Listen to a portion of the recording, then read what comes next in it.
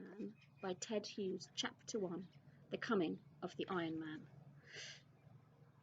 Where had he come from? Nobody knows. Where was he made? Nobody knows. The Iron Man came to the top of the cliff. How far had he walked? Nobody knows.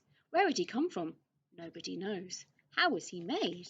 Nobody knows. Taller than a house, the Iron Man stood at the top of the cliff, on the very brink in the darkness.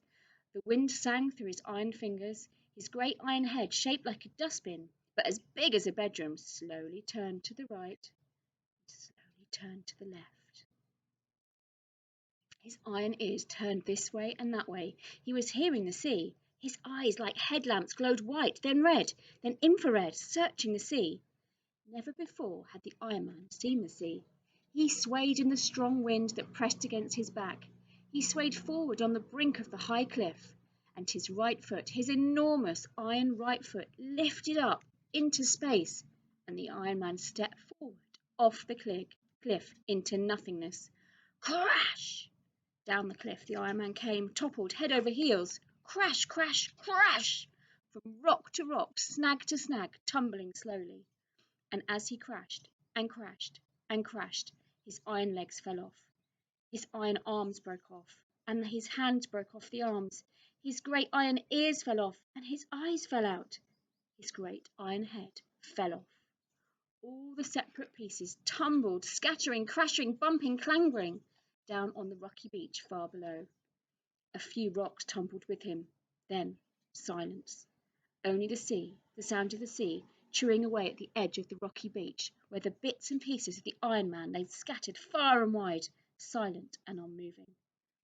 Only one of the Iron Man's hands, lying beside an old sand-lulled, washed-up seaman's boat, waved its fingers for a minute, like a crab, on its back.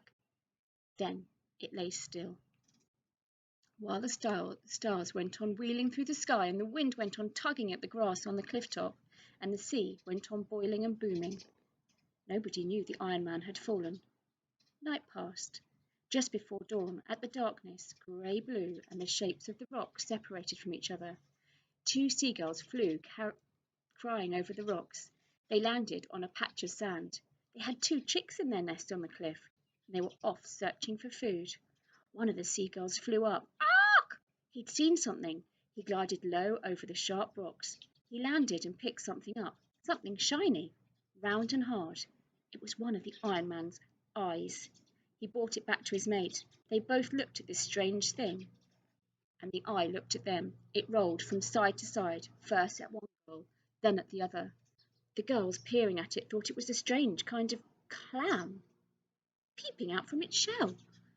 Then the other gull flew up, wheeled around and landed and picked something up, some awkward heavy thing. The gull flew low and slowly dragging the heavy thing. Finally the gull dropped it beside the eye.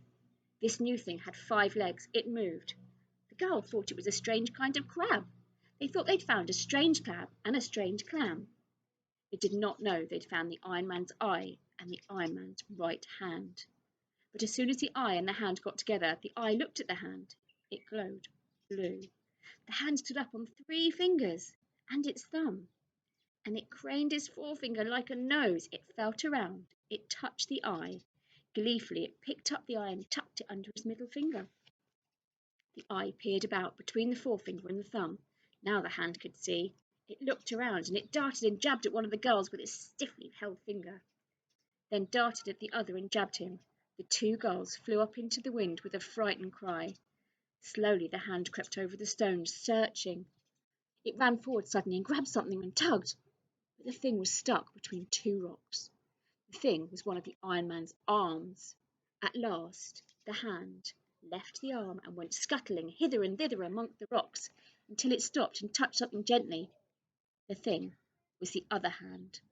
This new hand stood up and hooked its finger around the little finger of the hand of the eye and let itself be led. Now the 2 hands, the seeing one and the blind one, walking on their fingertips, went back together to the arm, and they tugged it free. The hand with the eye fastened itself onto the wrist of the arm stood up and walked on its hand. The other hand clanged on behind as before, and this strange trio went searching. An eye, There it was, blinking at them speechlessly beside a black and white pebble. Then Seeing Hand lifted the eye to the Blind Hand, and now they could both see. They went running around the rocks. Soon they found a leg. They jumped on top of the leg, and the leg went hopping over the rocks with the arms swinging from the hand that clung to the top of the leg. The other hand clung on top of that hand. The two hands with their eyes guided the leg, twisting its way, and that as the rider glides a horse. Soon they found another leg and another arm. Now each hand with an eye under its palm and an arm dangling from its wrist rode on the leg separately round the beach. Hop, hop, hop they went, peering among the rocks. One found an ear, and at the same time the other found the giant torso. Then the busy hands fitted the legs to the torso, and they fitted the arms, each fitting each other, and the torso stood up on the legs and arms, but no head. It walked around the beach, holding its eyes in its hands, searching for its lost head. At last there was the head, eyeless, earless, nested on a heap of seaweed. Now, in no time, the Iron Man had fitted his head back, and his eyes were in his place, and everything in place except